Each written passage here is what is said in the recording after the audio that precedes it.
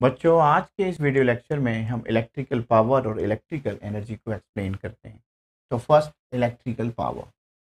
वैसे क्लास 9 में पढ़ा होगा power equal to work done upon time taken. हमने पढ़ा था power P equal to W upon T, यानी कि power equal to work done upon time taken. लेकिन इलेक्ट्रिकल पावर क्या होगा? इलेक्ट्रिकल पावर क्या होगा? Electrical power is the electrical work done. Electrical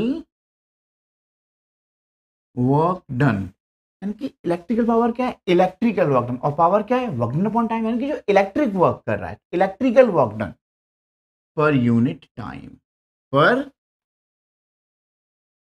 unit time. Electrical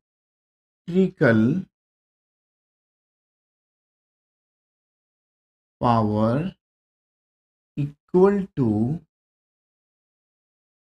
electrical work done upon time upon time. अब electrical power को P से denote कर सकते हैं। This is the W upon T, where W है electrical work done है upon time taken. तो what is the SI unit of power? SI unit क्या होगा? What is the unit of work? Joule, time second, और joule per second is also known as what? WAT। Denote किससे करते हैं हम? Capital W से denote करेंगे watt. The SI unit of electrical power equal to watt. And bigger unit,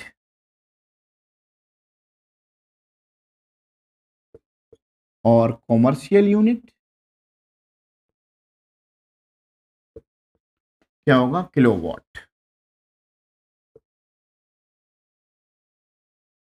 and 1 kilowatt equal to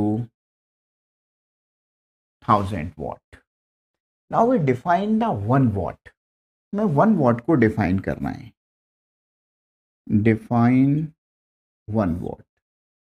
अभी हमने कहा P equal to W upon T. If work done 1 joule और टाइम 1 सेकेंड, तो P क्या होगा? 1 joule upon 1 second equal to क्या होगा? 1 watt. हमने क्या डिफाइन किया? The power of 1 watt is the rate of doing electrical work. The power of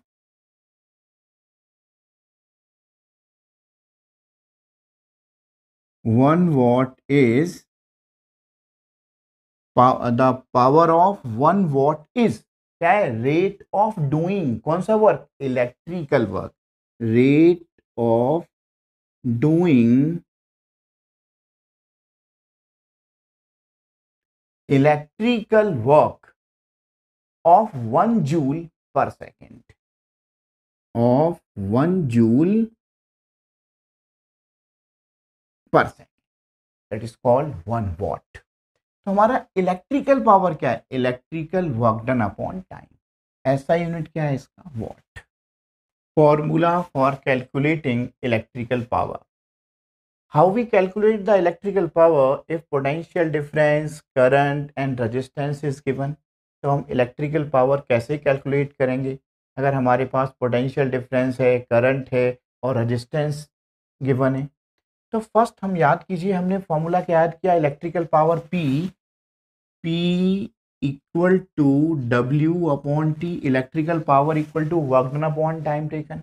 अब सोचिए, हमने वर्क डन कहाँ मिला था? आपको याद होगा, potential difference equal to W upon Q, and potential difference denoted by V, तो therefore V equal to W upon Q, cross multiply किया तो W equal to V into Q, यानी कि work done equal to potential difference into charge.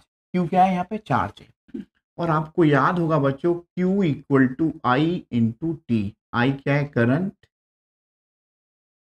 And T time. Put कर दीजिए first में। तो therefore W का वैल्यू क्या होगा? V इंटू क्यू का वैल्यू क्या है? I into T.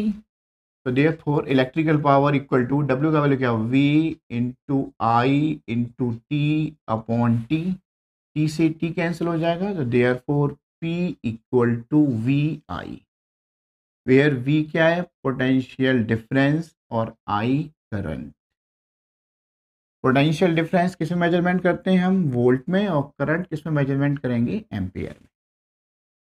ये बात आप जानते होंगे, अगेन मैंने आपके साथ रिपीट किया, याद हो जाएगा आपको। और नेक्स्ट, अभी हमने डिराइव किया P equal to V I.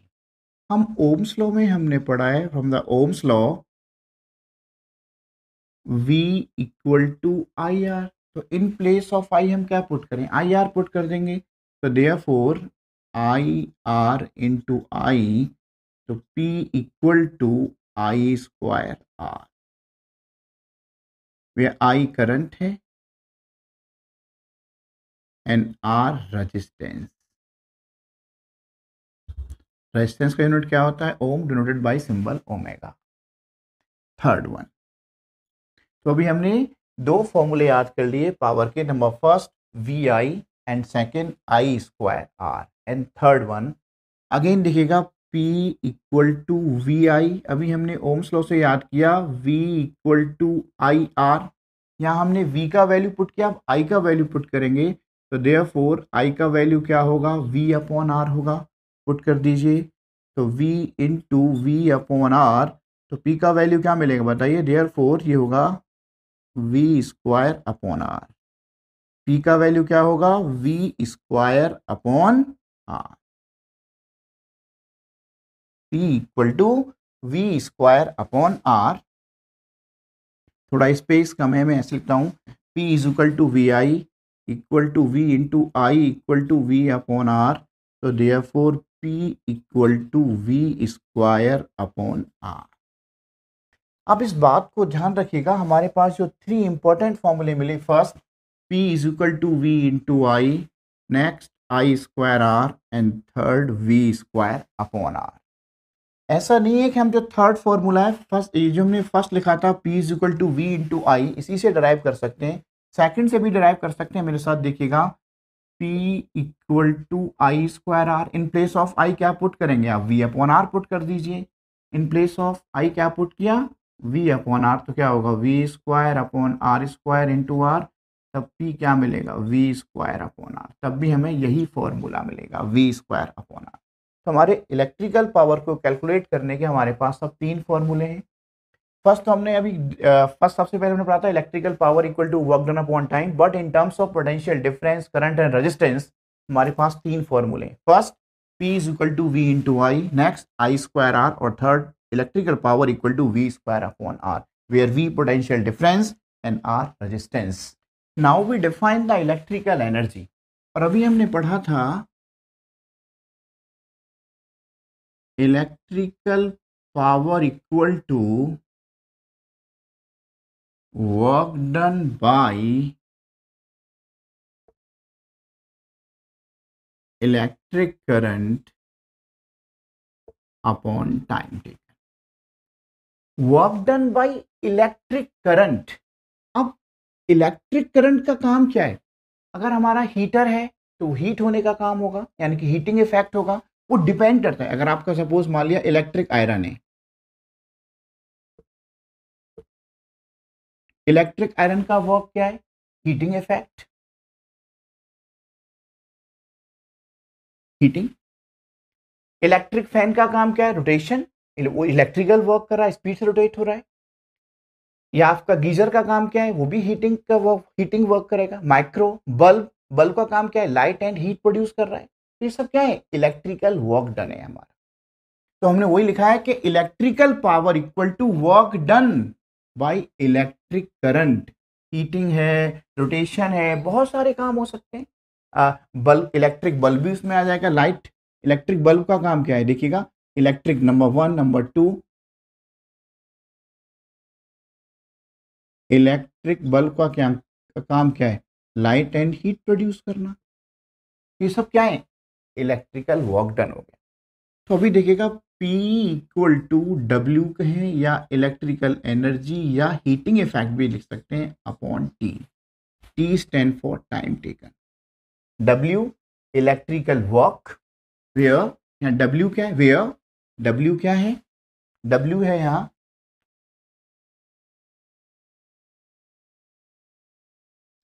Electrical work, E electrical energy and H heating effect. अभी हम बात कर रहे थे electric iron, geyser, heating effect. तब आप ये कह सकते हैं W means electric work done, electrical energy और H, तो आप कह सकते हैं कि E equal to electrical energy equal to P into T. आप E से भी डिनोट कर सकते हैं, W से भी डिनोट कर सकते हैं और H, electrical energy, work done और H सबका मतलब सेम होगा। तो E या H या W equal to P into T power into time.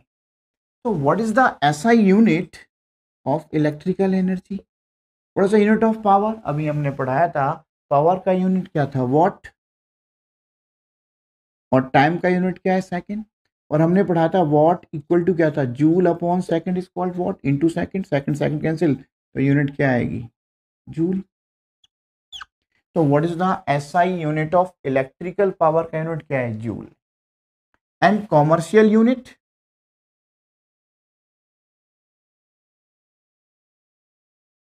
और बिगर यूनिट, वॉट का बिगर यूनिट क्या होगा, वॉट, किलोवाट, और टाइम सेकंड था, क्या हो जाएगा, किलोवाट इंटू आर। याद रखिएगा कॉमर्शियल और bigger unit of energy is kilowatt into hour. Unit क्या था, ऐसा यूनिट क्या है, जूल। कैसे आया, अभी हमने पढ़ाया था what is the unit of electrical power, unit of electrical power equal to watt and time second, watt into second and watt also known as joule upon second into second. तो हमें क्या मिला था, जूल मिला था। तो बिगर या commercial unit, तो बिगर वॉट का बिगर यूनिट क्या होगा, किलोवाट, और सेकंड का बिगर क्या होगा, आवर, तो यूनिट क्या होगा, kilowatt hour. And what is the relation between kilowatt hour and joule, मेरे साथ देखिएगा। तो 1 किलोवाट आवर का मतलब क्या होगा, 1000 वॉट इंटू आर, और 1000 वॉट को लिख सकते हैं आप 1000 joule upon second into 1 hour क्या होगा, 60 into 60 second, second second cancel हो जाएगा, तब क्या होगा 1000 मल्टीप्लाइड बाई 3600 जूल। तो क्या लिख सकते हैं आप 3.6 इंटू 10 पावर 1 2 3 4 5 6 10 पावर 6 जूल। हमने क्या कहा, 1 kilowatt hour equal to 3.6 into 10 to the power 6 joule. एक और बात ध्यान रखिएगा कि kilowatt hour is also known as, इसको हम यूनिट के नाम से भी जानते हैं। जो हमारा इलेक्ट्रिसिटी बिल आता है वो किस में आता है, यूनिट में आता है, यानी कि kilowatt hour is also known as unit. कहते हैं ना हमारा इलेक्ट्रिसिटी बिल 5 यूनिट आया या 4 यूनिट आया, यानी कि कोई भी इलेक्ट्रिकल अप्लायंस अगर 1 किलोवाट का अप्लायंस है, अगर 1 आवर चलाएंगे तो यूनिट कंजम्पशन कितना होगा, 1 किलोवाट आवर। यानी कि 1 किलोवाट का अप्लायंस अगर आपने 1 आवर चलाया तो यूनिट कंजम्पशन कितना होगा, 1 किलोवाट आवर, और 1 kilowatt hour also known as 1 unit भी कहेंगे उसे। तो यानी कि आपका जो कंजम्पशन होगा कितना होगा, 1 यूनिट होगा। अभी इसके फॉर्मूले और डिस्कस करते हैं, एक्सप्लेन में आपके साथ देखिएगा। अभी इसलिए आपने यूनिट याद कर ही लिया था कि P is equal to V I या आई स्क्वायर आर या वी स्क्वायर अपॉन आर। उसी की हेल्प से हम इलेक्ट्रिकल एनर्जी के फॉर्मूले को और आगे एक्सटेंड करते हैं। अभी नोट कीजिए फास्ट। अभी हमने याद किया था electrical energy E equal to P into T, यानी कि electrical energy equal to power into time. और ये भी कहा था हम उसको इलेक्ट्रिकल एनर्जी कहें या इलेक्ट्रिकल वर्क डन और heating effect of electric current. In place of E आप W और H भी लिख सकते हैं या रिप्रेजेंट कर सकते हैं, सबका मतलब एक ही होगा। नेक्स्ट पॉइंट कहता है, अभी हमने याद किया था, याद होगा, P equal to V I, यानी कि electrical power equal to V I in terms of potential difference and current. Next हमने याद किया था P equal to I square R in terms of current and resistance. And next हमने याद किया था in terms of potential difference and resistance, P equal to V square upon are.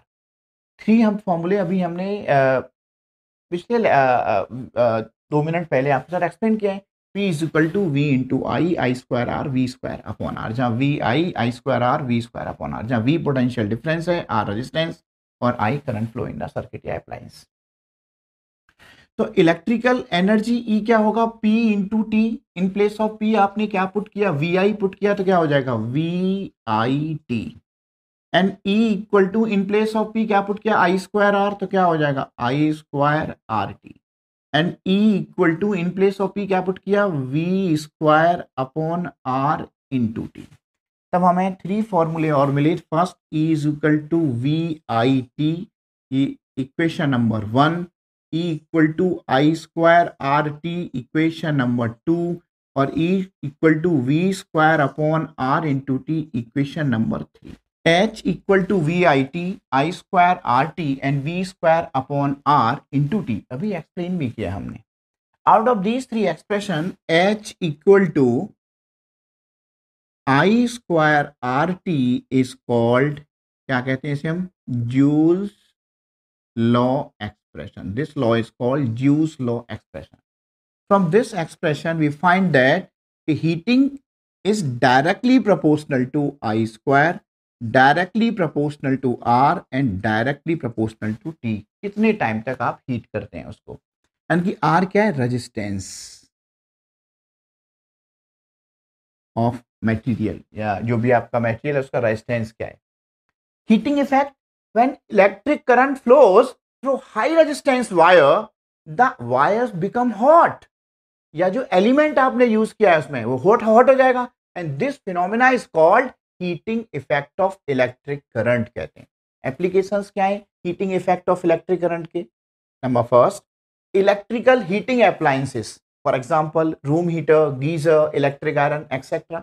इन सब में क्या होता है, एक एलिमेंट होता है जो किसका बना है, जो ऐसा मटेरियल जिसकी रेजिस्टिविटी बहुत ज्यादा है, तो वो बहुत ज्यादा हीट होगा। या फिर इलेक्ट्रिक बल्ब, इलेक्ट्रिक बल्ब में हमारा एलिमेंट किसका बना है, टंगस्टन का बना होता है। क्यों? उसका मेल्टिंग पॉइंट बहुत ज्यादा है। नेक्स्ट, इलेक्ट्रिक फ्यूज, आपने देखा होगा जितने भी हमारे घरों में वायरिंग होती है उसमें एक इलेक्ट्रिक फ्यूज का इस्तेमाल करते हैं। हमारा इन्वर्टर हो गया या और बहुत सारे अप्लायंसेस हैं। अब ये इलेक्ट्रिक फ्यूज किसका बना होता है, ये बना एक एलॉय यूज करते हैं टिन और लेड का। कौन सा है ये, टिन और लेड का एक एलॉय यूज करते हैं हम फ्यूज बनाने में। ये फ्यूज होता है हमारा। जैसे ये हॉट होगा या हीट होगा ज्यादा तो ये ब्रेक डाउन होगा, टूट जाएगा बीच में से। तो आपका जो घर में जब ओवरलोडिंग की प्रॉब्लम आती है तो हमारा डिस्कनेक्ट हो जाता है इन केस ऑफ ओवरलोडिंग, तो ये सेव करता है घर को फिर। But nowadays we use MCBs, हम एमसीबी का इस्तेमाल करते हैं, जैसे कि 1 एम्पियर, 2 एम्पियर, 3 एम्पियर और 15 एम्पियर, 10 एम्पियर। आजकल हम एमसीबीज का इस्तेमाल करते हैं इन प्लेस ऑफ इलेक्ट्रिक फ्यूज। मेरे बच्चों, ये वीडियो लेक्चर हमारा कैसा लगा आप कमेंट सेक्शन में ज़रूर लिखें, और अपने फ्रेंड्स के साथ हमारे ये वीडियो ज़्यादा से ज़्यादा शेयर करें। धन्यवाद बच्चों, और मन लगा के पढ़ाई करते रहें।